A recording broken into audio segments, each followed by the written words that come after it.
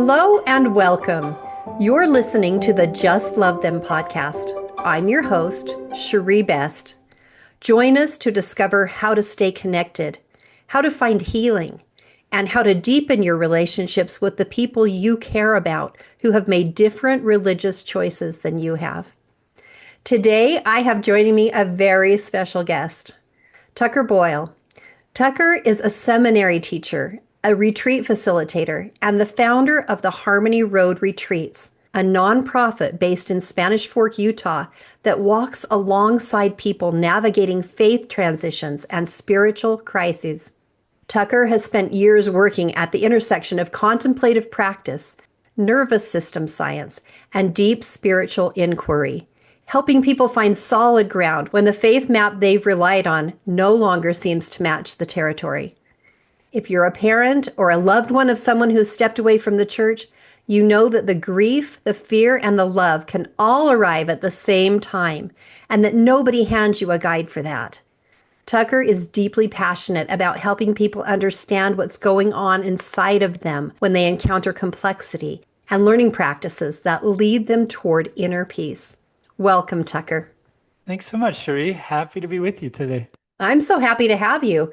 I found you. I honestly can't remember if somebody recommended a podcast to me where you were on, or if I just was like browsing around and sort of stumbled across this other podcast that you were a guest on. But I was just so fascinated by your story that I just couldn't like turn it off, or I couldn't put it aside. I had to just listen to it. You have such a rare story, and I'm so grateful that you're here and willing to share it with us today.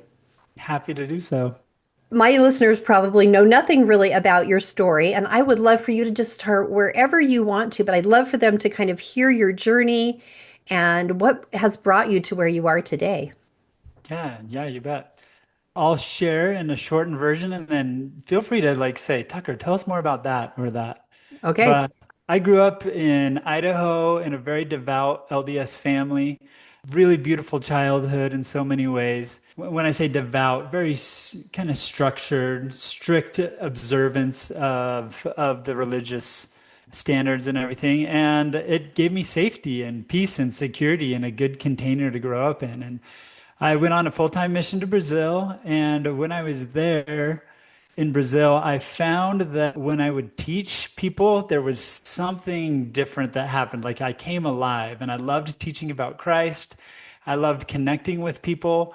And I found like teaching might be my thing. And so I came home from my mission and somebody suggested to me, Tucker, you should be a full-time seminary teacher. I didn't really know there was such a thing. So I became a full-time seminary teacher. That was my career. Super gung-ho, loved it. I loved being with the teenagers, still love being with the teenagers. I'm still teaching. And it just gave me a sense of purpose. And I just felt like my whole life was just laid out for me. I had this family, my wife, we have 5 kids. I was a seminary principal. Everything was just awesome, as they say in the Lego movie, right? And at one point, I started to feel like, you know what? Life is amazing, and I bet there are other perspectives out there other than mine. My Sundays were church days. Every day of work was a church day. Weekends was hanging out with my friends from church and watching BYU sports. Everything I had was connected to my religion, religious affiliation, everything. And I just kind of had this feeling like, find a perspective outside your own. And a friend came to me and said, hey, you should do this PhD program with me that's at a evangelical university. And I was like, oh, the evangelicals will tell me a different perspective. I would love that. And so started taking classes with Baptist pastors and other evangelicals and like learning different perspectives, even some perspectives that felt hostile to my own perspective. And I thought it was really interesting and it was a good growth experience. And as I got to the end of that degree, I was like, what am I going to write my dissertation on? And the degree was in leadership studies. It was a PhD in leadership studies. I felt like I wanted to write on Joseph Smith's leadership style, but I was like, wait a second. If I'm writing about Joseph Smith's leadership style and I get assigned a supervisor that's hostile to Joseph Smith, this could be really rough. And so I went to the Provo LDS temple where I was accustomed to go to receive direction from God and prayed about this. And I felt a distinct prompting to, yeah, write about Joseph Smith's leadership style. And I felt this peace about it and excitement. And then as soon as I left the temple, I was seized by absolute fear. I was like, wait a second. What if I get assigned a supervisor that is just gonna like attack Joseph Smith, attack my faith, my religion, my beliefs? And I was very scared about it, but I told my wife I'm gonna do this. I felt like God said I should do it. And so I jumped in and started writing this dissertation, and I did get assigned a supervisor that was really, really, what are the words? Really, really particular about the way that he wanted me to talk about things. And so I wrote my first chapter, sent it in, and he sent it back, and there was just red all over it saying, Tucker, you have rose-colored glasses. You are only seeing from the positive perspective. You need, in an academic paper, you have to tell about critics and all the things that people are saying against Joseph Smith, and you need to research and study all of that. And my response was like, I don't think I'm supposed to do that. Like, I've been taught my whole life, you don't read that stuff. Yeah. And so that was really scary for me. As you can imagine, Cherie, I felt like I was caught between God saying, yes, right on this, and a deeply held belief that I should not study the things that I'm being told to study about this. Hmm. I just decided I'm going to trust God and dive in. So I started to dive into primary sources and church history. And as I dove into this, I kind of had a really black and white perspective that I was bringing into it. Okay. So everything just fits so well in my mind. In fact, I remember saying something that is embarrassing to look back on to my wife before I did this degree. I said, you know what, hon? I think I have an answer to pretty much every gospel question that anybody could ask me. And, somebody in heaven was taking notes saying, all right, it's time. Let's lead him somewhere where he can learn some humility. And as I got into my studies, like my black and white perspective just took a beating. And I was like, wait, I saw it this way, but there's this other perspective over here to look at it from. My simplistic way of holding the world of we're the good guys, and other people, if they want to be good guys, they can join us and then they'll be good guys too. And that simplified perspective just crumbled. I remember particularly one pretty dramatic day in the BYU library in the religion section where I was studying some book that was critical of the truth claims of the church. And up to that point, I had kind of been holding on to certain truth claims, but they were kind of starting to dissolve underneath me, almost like pillars that were turning to sand. But Wow. there was this one pillar that I was like, I'm clinging to this one. This one is not shaking. This one's going to get me through all of this. And I don't even remember, to be honest, Cherie, what the pillar was, but I remember this experience vividly because as I was reading this book, it gave a perspective that undercut this pillar, and the pillar just disappeared, turned to sand underneath me. And Wow. I started into a psychological, spiritual, emotional free fall. I was like, wait, I don't know what to hold on to. What is it? What is going on? And I looked down and my body was just charged with fear and anxiety and panic. And it was such an intense sensation in my body. I didn't know what to do. And I remember looking up and looking around me at all these wonderful people in the BYU library, like senior missionaries, that were serving missions later in their life and recently returned LDS missionaries and students. And I looked around and this question came from deep inside me that was like, are we all wasting our time? And holy cow, my whole life like was at risk with that question coming up. My Mm-hmm. career, I was wondering if I had just lost everything and I was going to have to walk away from church and religion and everything and maybe lose my marriage and family, my community, everything. Like I couldn't think of a part of my life that wasn't affected by a loss of beliefs and worldview and the way I had seen things. And I walked home just terrified. And from that point on, I didn't know who I could talk to and who I couldn't. In particular, there was one day in the LDS church, we have fast and testimony meetings, and I was a member of the bishopric, and it was my turn to start the fast and testimony meeting. Oh, what timing. Yeah. And so I got up and I was like, I'm just going to be authentic. I don't want to claim something that I'm not authentically sure about right now. And so I got up and I said, I'm doing a graduate degree on Joseph Smith and early church history. And wow, it's a lot more complicated than I ever thought it was. But I believe that God can help us do things that feel impossible. And that was the end of my testimony. And I sat down and I felt like, okay, I was authentic. I was courageous. That was scary.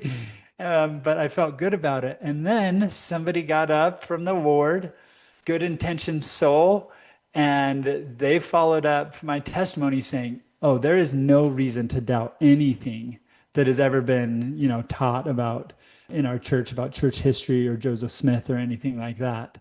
And they affirmed they gave their certainty, their testimony, and everything like that. And as they were saying this, I had the peculiar experience of thinking, wait, are they testifying against me? Are they saying that if I don't have that certainty, I don't belong here anymore? And all Mm. of a sudden, I started to experience a distance from my own congregation that I felt so close to. I mean, they were just extended family to me. And the next person got up and said something similar. Oh, And I wow. sensed that, oh, maybe expressing a lack of certainty crossed the line here. Honestly, I didn't have a lot of time to think about it because what started happening in my body again was this panic, this fear, this anxiety like, oh, I'm being told to be quiet. I can't be open here. I've always been open here. I can't be open here, and I can't be myself here. Then who am I? Who can I be? And I started to feel from that point that going to church was super, super uncomfortable. It Wow. went from being a warm bath to a super cold shower that my body was just screaming to get out of. This was totally foreign, and I would go to work. And so this was very complicated because, a lot of people that go through a faith crisis, they deal with the intensity of church once a week, but I was dealing with it every single day of my work life and trying to figure out how do I teach, what do I do, how do I navigate all this? And after that church meeting, I decided I better not share what I'm going through with people because it sounds like it creates conflict and a stir. I am So, curious. When you walked home from that BYU library and you walked in the door and there's your wife, I'm imagining her, she was at home or you ran into her at some point. What was that like? Were you able to express to her? Did she say, "What's wrong, Tucker?" Or um, how did that happen? And how did you feel? Did you feel safe in that sharing in that situation, or was that also difficult? yeah, I didn't feel safe in that yet. I was so overwhelmed that my body, it was in fight or flight. We might talk about this later. My nervous system was so ramped up that the whole world kind of looked like it was out for me. And I didn't dare share it with my wife because I knew of other people whose marriages had fallen apart. Mm. So you And had no safe space, not even at home, not at church, not at work, nowhere. I can't I even had imagine it. what that must have felt like for you. Yeah, it took me a little while to find my safe people, but it was so hard. I would lie awake at night trying to go to sleep, and I couldn't sleep because I was like, what do I have to live? How can I live in this way? And I would wake up, and a feeling of doom would immediately come over me as I remembered what I was going through. And I would go to work feeling like this doesn't feel safe here. I would go to church, it doesn't feel safe here. And yeah, it's a hard thing to describe, but I'm sure all the listeners have felt their own lack of safety in some situations, right? Maybe it wasn't church or religion. Hmm. Oftentimes that's where we feel safest, especially when we're brought up there. But we've all felt a lack of safety. Maybe it's with a relative or in a relationship or in school if you're bullied. I got bullied growing up, so this was familiar. This was almost a sensation that I experienced growing up in school, and now I'm feeling it. Not because Wow. people were actively bullying, but because the sensation in my body was familiar to me of somebody might walk around that corner and corner me and ask me, so what's going on or something like that, and so I was familiar with the embodied experience, but unfamiliar with it happening in these settings. Yeah. If any of you out there, I'm sure many of you out there know somebody who's going through their own faith journey, faith deconstruction, faith crisis. That's the embodied experience that they have. And it's really hard on both sides because the person who's having the experience wants to feel the safety that they used to feel, but it's not on the table anymore because their worldview is shifting and changing in their mind. And the interesting thing is, before I had this experience, when I knew people that were going through this type of shift, what I tried to do is get them to church harder, like Right, right. study your scriptures more, go to the temple more, pray harder. And I was doing all those things as hard as I had ever done them in my life. And they would have the opposite experience that they used to have. I would Yes. open my scriptures for comfort, and my mind would start to read, well, this is based on this assumption, and you read this, and this is this. And so it would deconstruct what I was reading, and I would have the opposite outcome of what I was seeking. I love that you're sharing this because I think it lends so much understanding to those of us who have not been through what you've been through, who have Mhm. not had, that warm bath turn into a cold shower, but have watched other people go through that. So I myself have a son who was married and he was living with us. So we were attending the same ward. And he was a return missionary and he was all in, like what you're describing, like all Yep. into the gospel. And then he hasn't been willing to quite share with me to the detail that you have at this point. But what I watched him do was slowly just kind of back up. First, he didn't want to stay for Sunday school or second hour anymore. And then he kept having reasons why he didn't want to go to any church anymore, and eventually he backed all the way out. And at the time, I was like you, like, tell him harder, give him this talk and Yeah. talk about this. And none of it was exactly what you described. It didn't work. Not only did it not work, it pushed him away Hmm. faster.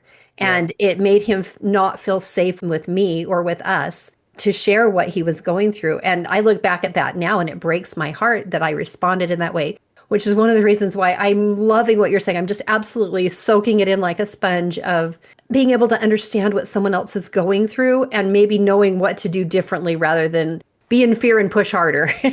Yeah, so true. And I think something that all of us humans have in common is nervous systems and these experiences of going into a heightened nervous system state where you feel threatened, you feel defensive. And in those states, we actually can't feel close to God. We can't feel the Spirit. Right. We can't feel love. We can't feel compassion because maybe I'll just describe this really quickly. It's been so helpful for me, and other people say it's been very helpful to understand faith journeys in this way. But humans, at any given time, we're in one of three main states in our nervous system. And we could compare it to like a three-layered cake. The bottom layer is this open, connected state where we're feeling compassion and love and peace and hope. We're feeling like we can connect with others, we can connect with God. This is where we all want to be all the time, right? We long to Mhm. be in this place. And then up above that, another state, we could call it an activated state or fight or flight. We go into this state when our nervous system feels like we are not safe. And when we go into fight or flight, we lose that element of connection with others, of compassion, of access to love, to peace. Those feelings of being connected to God, they're not possible in fight or flight because our nervous system, the alarms are going off and it's managing a threat. And so it feels defensive. It's not in a receiving mode, it's in a protective mode. And Yes. so the feelers that are going outside to feel other people's feelings and to feel the environment turn inward to like, okay, let's manage this threat, get through this moment. And then there's a one higher level, which we might call shutdown, which is when we're not even in fight or flight or in activated state. We'll get energy through our body, energy maybe to the legs to get out of the situation, or to your arms to actually fight. It'll ramp you up a little bit. But in shutdown mode, you actually that type of energy isn't online. Your body shuts down and starts to go numb, maybe disassociate from the experience so that you don't get totally overwhelmed by it and you can just get through the moment. And probably everybody listening can think back to experiencing each of these three states, right? And that fight or flight often isn't pleasant. It might be pleasant when you're actually physically safe and like playing a sport or something like that and feel Yeah. present. But when you're feeling legitimately not safe emotionally or physically, that can be a really torturous state. And that shutdown state can be really scary. Like, our mind goes cloudy. We don't know, we can't think straight Hmm. because the body is just like, we are going to survive this. That's where a lot of people that suffer from trauma, that shutdown state was experienced, but not totally processed and healed and integrated later. And so they have traumatic events that keep coming up in their life that need to be healed. And so those three states are really important to understand because that's what somebody going through a faith crisis, that's what your son sitting in church, when we want to distance ourselves from it, it's because our body is screaming at us, we're not safe here. If we want to be open and connected and have that feeling of compassion, love, connection to others, we can't be in this space. And that's the messages that are coming at that time. And so it's actually a survival instinct to not go to church. That actually makes perfect sense. I've never heard it explained in this way, and that really just makes perfect sense. Thank you for Yeah. taking time to explain that. Yeah, absolutely. Another couple terms that I'll introduce is just regulation. Down regulation is the skill of being able to down regulate your own nervous system. And so that you might be in fight or flight and learn some skills to down regulate so that you can get back into that open, connected state. And I'll just say, when I was in the middle of my journey, I learned how to down regulate and it absolutely saved everything.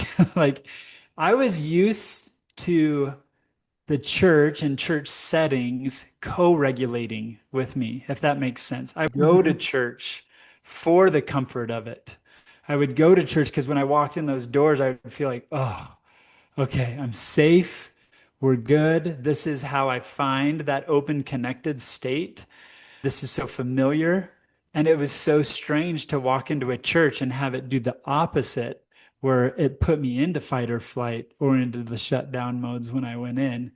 And so learning to self regulate or down regulate was the only way I was able to stay with it, if that makes sense. And Mhm. so I learned to do that when I would go to church.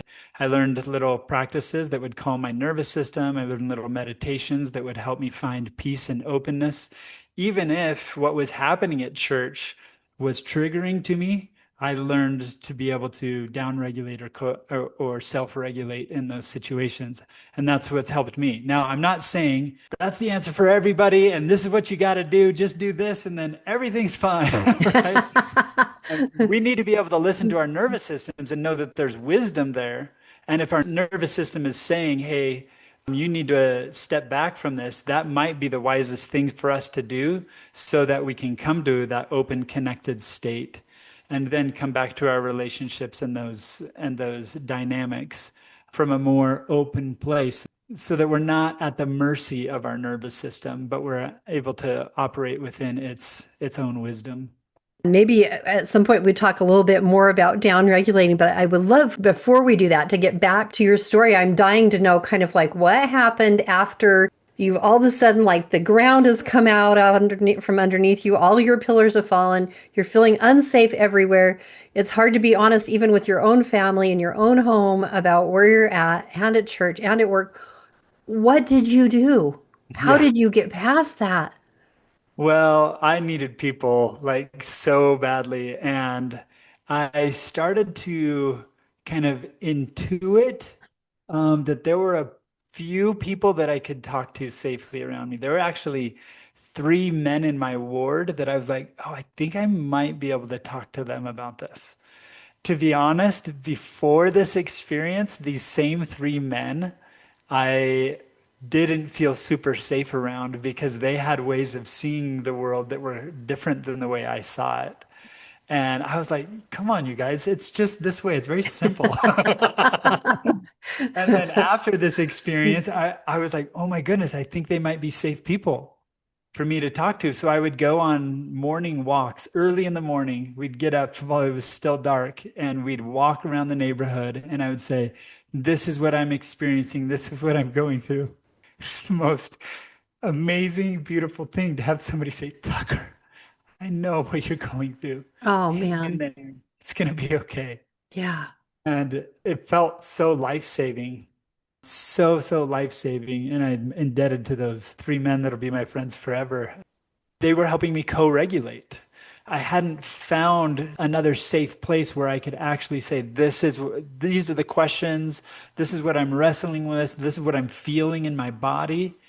A lot of times, what people need to find is somebody that can listen without trying to solve, without trying to fix, but just Hmm. be there open heartedly.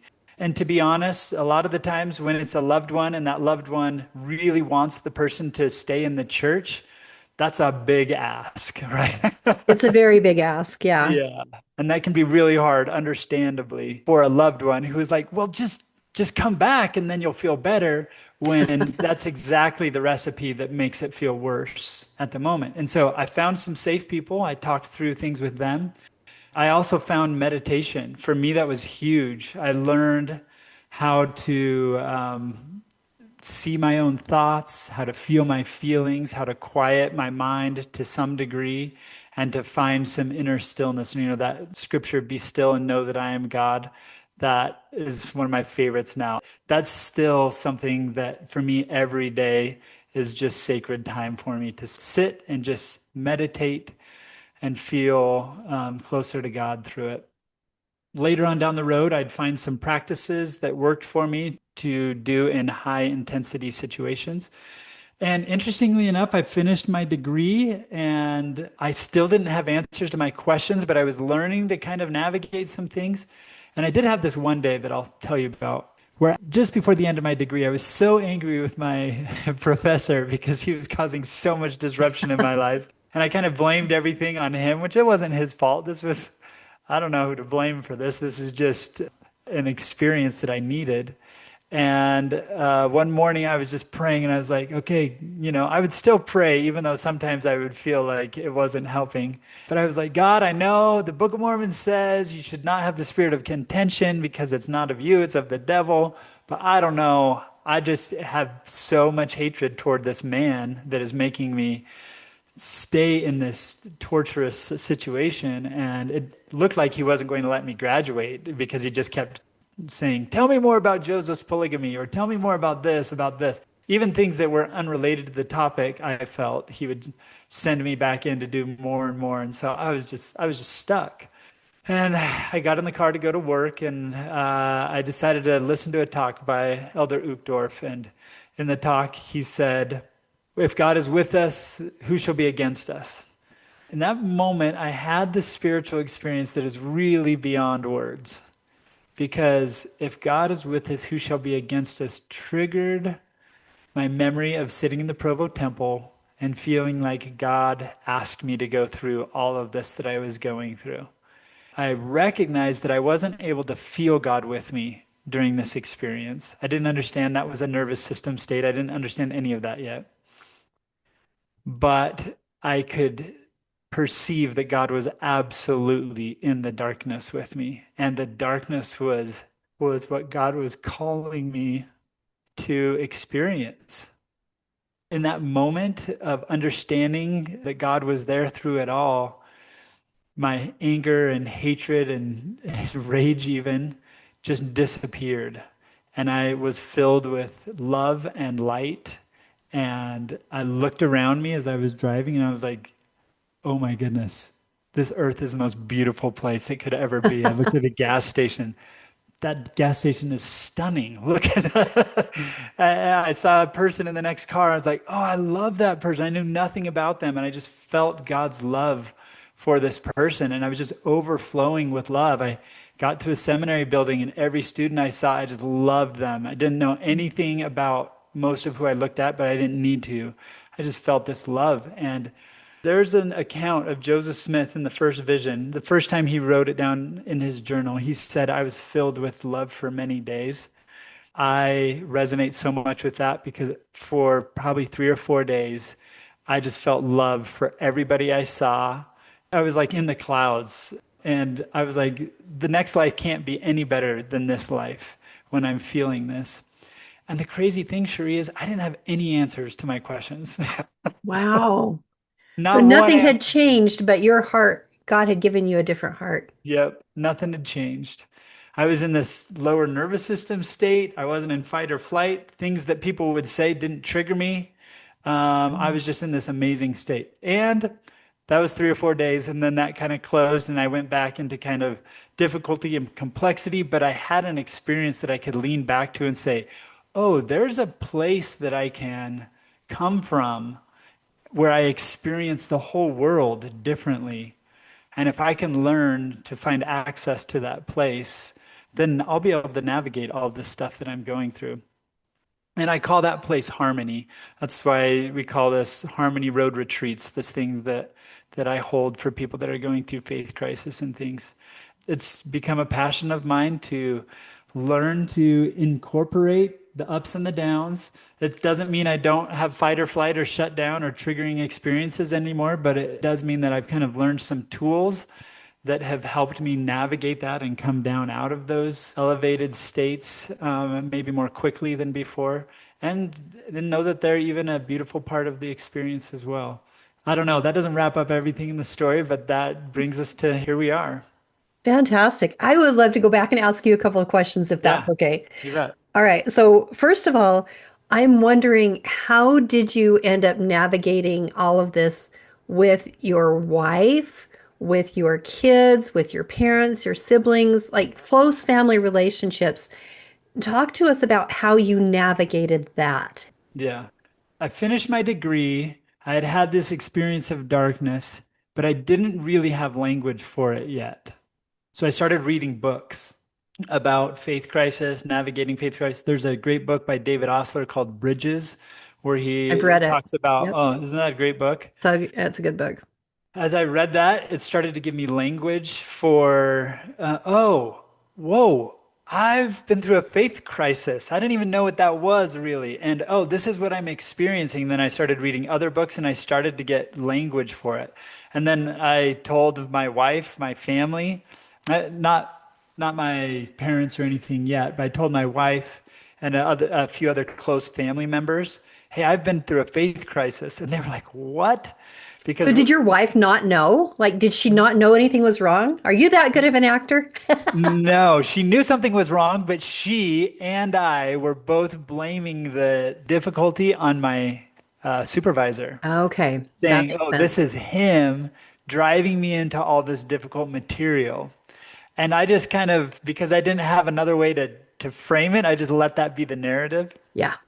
Once I started getting language for it, I could describe it and be like, "Oh no, this is a faith crisis. This is what I've been through. This makes so much more sense." And it actually helped me process it so much better as I had language for it and I had people to talk to and people to read about that had been through something similar.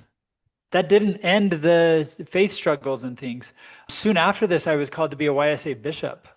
Oh, And wow. I just decided, you know what? I'm going to be open about my story and just see what happens. So they were interviewing me for that. And I said, to be honest, I've been through a faith crisis and I have a lot of questions and I don't have all the answers. I do feel a lot of love for people. And I feel like I see people that I didn't see before, people that I used to judge and think, oh, they're less faithful. Now I see in a different light. I just see the world differently than I ever did. And I got called to be a bishop still. I was still navigating questions and complexity as a bishop in that ward. I would be giving temple recommend interviews to other people thinking, I wonder why we say it that way. I'm just still like on this exploration and discovery as I'm going through all this. I just had tools of how to navigate it and get through it. Thank you for answering that. So many people who go through what you've been through, I mean, everybody's story is a little bit different, but most people choose not to stay who've been Mhm. through what you go through. What made this different for you that you chose to stay? Well, let me say first that my experience and my journey is just my experience and my journey. And I don't ever want to project, okay, this is how I've traveled and navigated this, so everybody else needs to.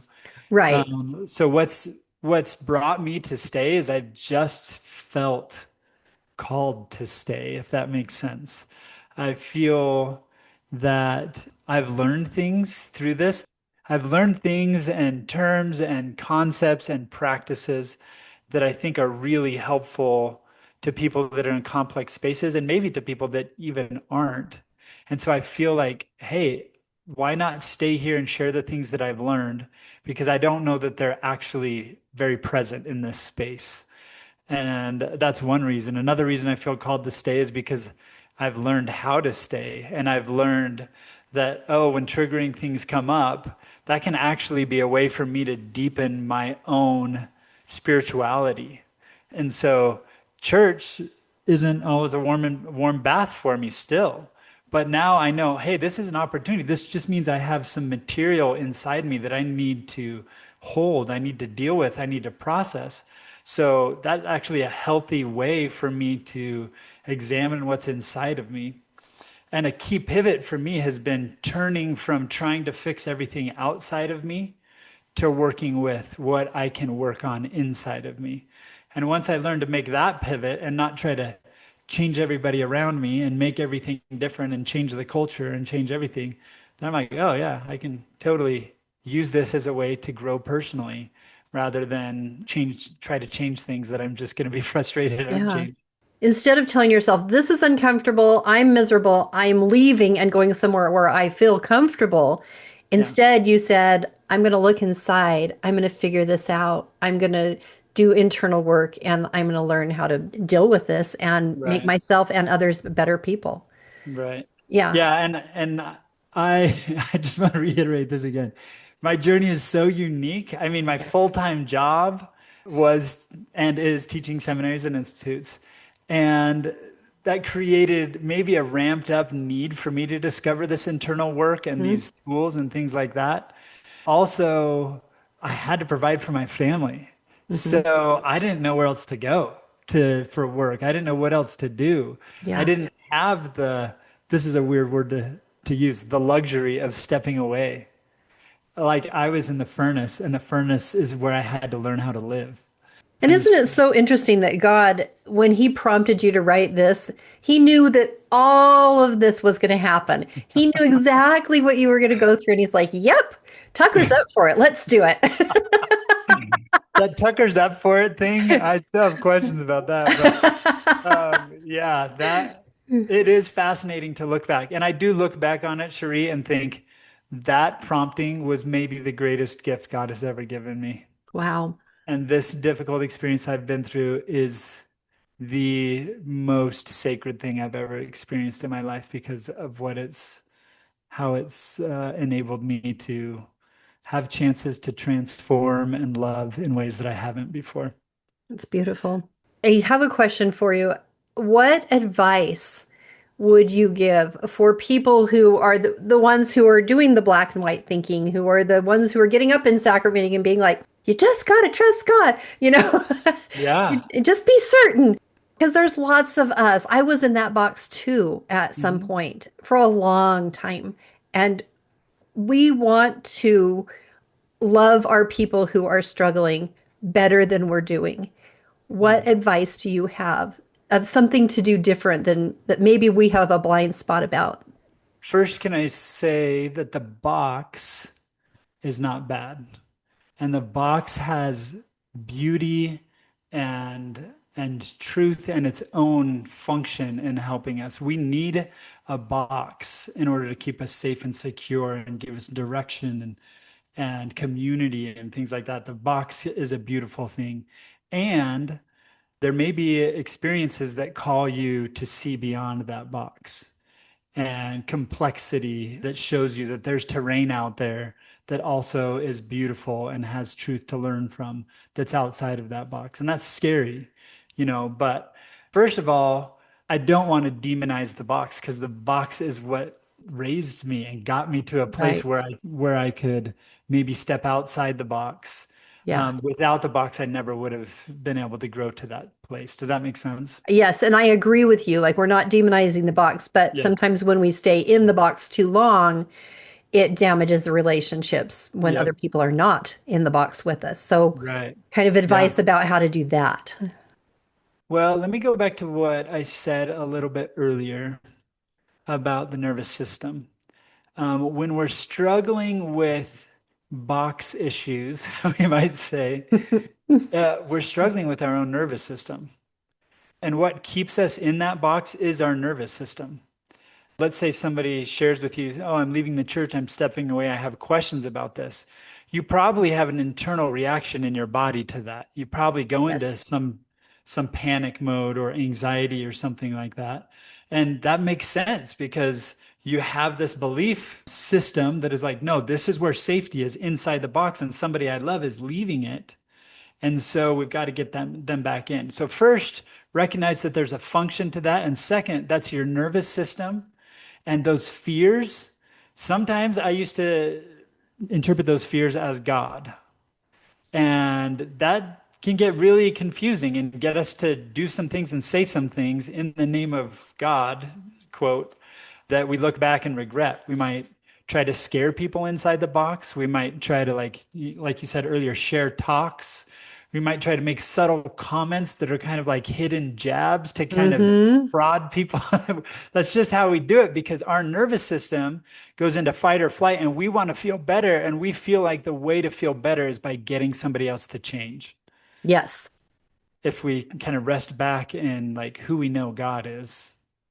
So God is a loving, kind, compassionate being who has given us agency.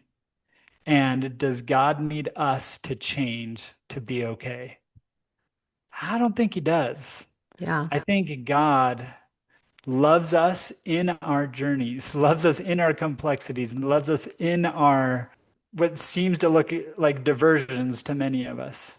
And there's even in the Gospel Library, if you're LDS, in the Gospel Library app, can I just show us a resource? Is that okay? Yeah. Please share a resource.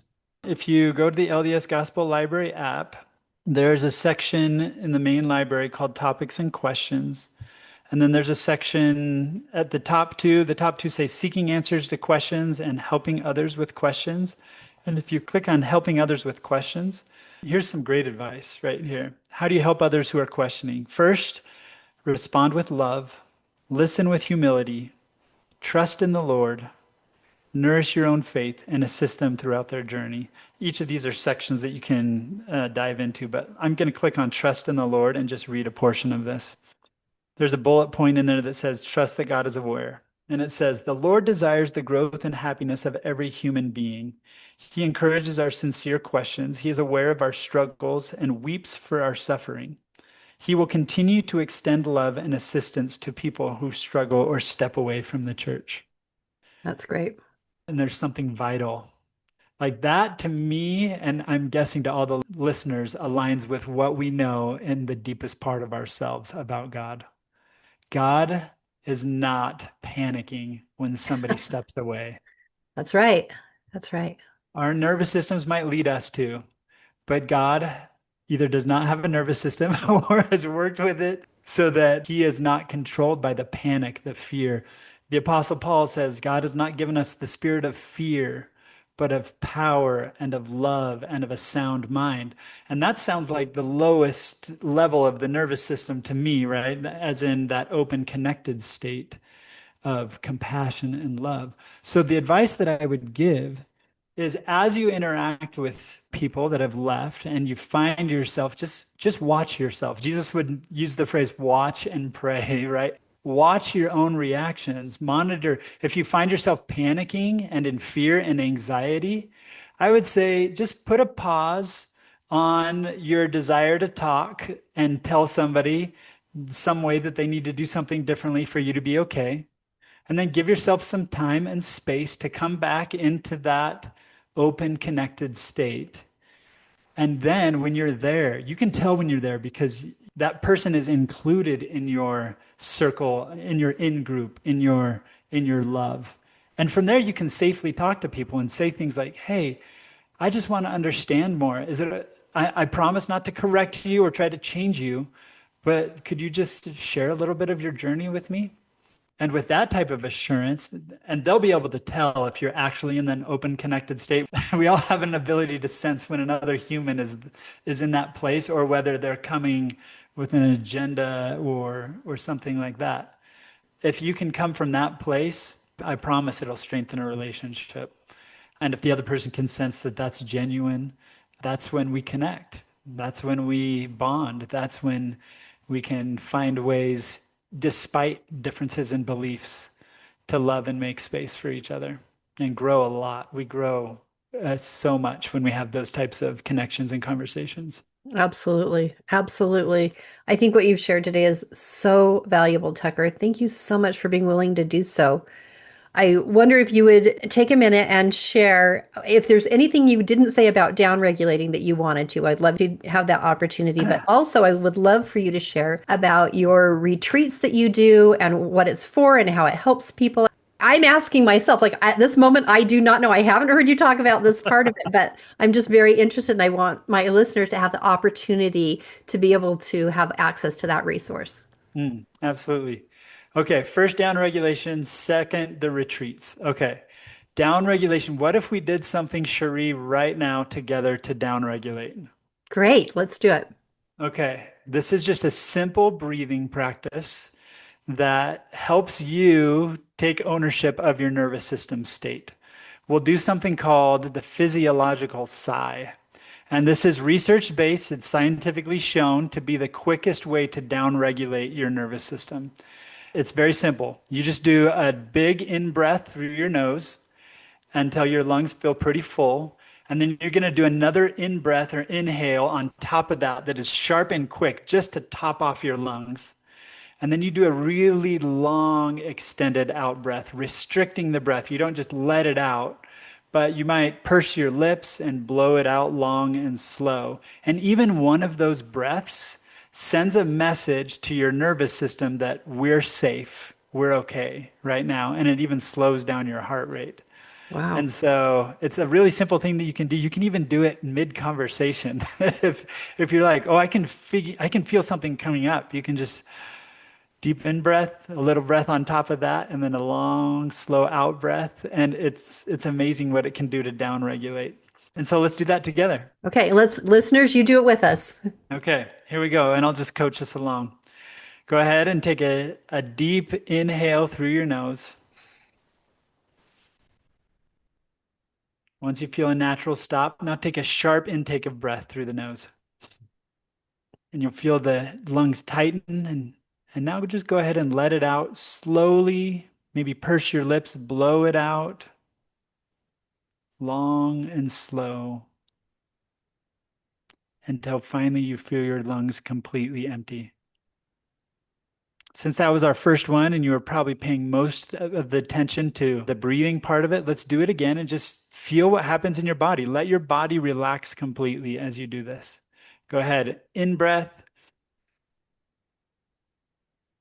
Inhale on top of that. Now long exhale.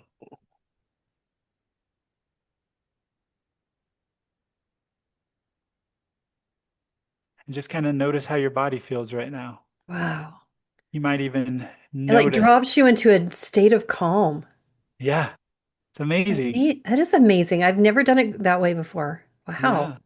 And that's Thank just called you. the physiological side. There's many other things. I teach a lot of this. Pretty soon I'll have up on our Harmony Road Retreats website an online course about nervous system regulation. That's kind of something you can do in a moment of acute need, right, to bring you down. And then there are other things that you can do to learn breathing day to day so that when you're even not thinking about it, your body learns to breathe deeper and to widen that window of tolerance, you might call it, so you spend more time in that open, connected state and less in fight or flight. Just a quick aside, life and the world and society does not teach us to be in that open, connected state.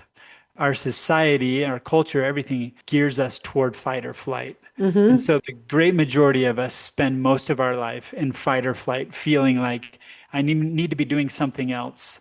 I need to be changing something. I need to be fill in the blank rather than this open, connected stillness where we feel connected to God and others. And there's ways that we can increase that, and it's super exciting.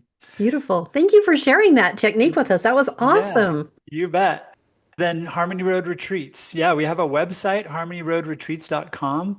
And what we do is we welcome people in that are anywhere on their faith journey that are looking for peace and ways to navigate it.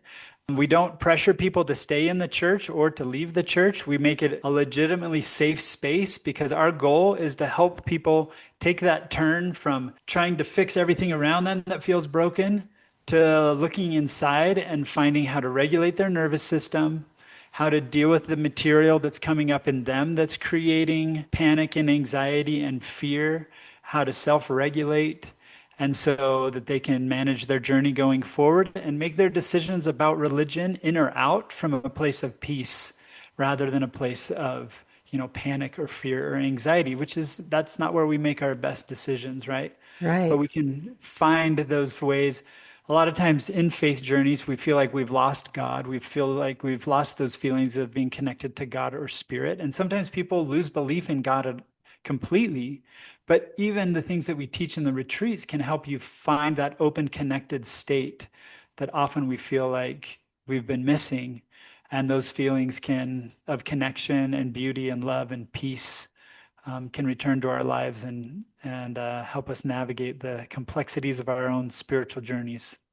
Well, that's wonderful. So the people that come to your retreats are people who are seeking answers and kind of in that in-between state. Is that correct? Yeah. And I would say if you read through the website and kind of see what we do, people often feel like, oh, yeah, this is for me. This is where I'm at. And other people will be like, oh, this isn't geared necessarily to where I am. And we just want people to come that feel drawn to it. We don't Hmm. want to like pressure anybody into it. So if it feels like it fits, that's great. If you have a loved one that seems like they could use some peace on their own faith journey, please share it with them and let them see if it feels like a good fit. That's great. That's great. These are in-person retreats Yeah, in-person held retreat. in Utah? So, yeah, I'm in Spanish Fork. We hold many of them in a retreat space that we built in my backyard in Spanish Fork Canyon, and we hold them other places around as well. So, just Fantastic. where there's a need, we'll have them. Wow, what a great resource. I'm so glad to know about that. Yeah, we're excited about an upcoming event where we're going to gather people, and Joseph Grenny and I are going to lead a conversation, not just a conversation, but an experiential evening where people that are wanting to know how do I have these conversations with people in my family that I don't know how to talk to? Well, we're going to give you some tools to navigate the nervous system and to navigate crucial conversations like this, difficult conversations with people about faith. And it's not just going to be a night where you listen in and you say, okay, there's a story, that's a good story, that's a good story. But we're going to stop and say, okay, take a moment to process this in your own body, feel it, so that you know how to do the practices that can help you downregulate and navigate these difficult conversations in real time rather than just hearing other people do it. So it'll be very practical, very experiential, and we're really excited to provide a space to hopefully help people learn some skills so these conversations don't feel so intimidating and you can go into them with some confidence and maybe even excitement to grow closer to your loved one that you've felt distanced from. I feel like that would be such an amazing event to be part of because hearing people talk about it is one thing, but actually being there and having the opportunity to practice it would be amazing. And for those of you who don't know who Joseph Grenny is, he's the author of the book Crucial Conversations, which was a life-changing book for me when I read it years ago. So I Yeah. think that sounds like such a valuable event. And we will put information for that in the show notes. And I will definitely put the link for your website in the show notes as well. And for my listeners, if this feels like a good fit for you, go check it out. And Tucker, thank you so much for being here today. I have learned so much by listening to your story, and I'm sure my listeners have too. So thank you for that. My pleasure. Thanks, Cherie. Thanks, everyone. Listeners, who do you know that could use this kind of support, that needs to hear this story and this perspective? Please take a moment and share this podcast episode with them. And please join me again next time for another episode of Just Love Them.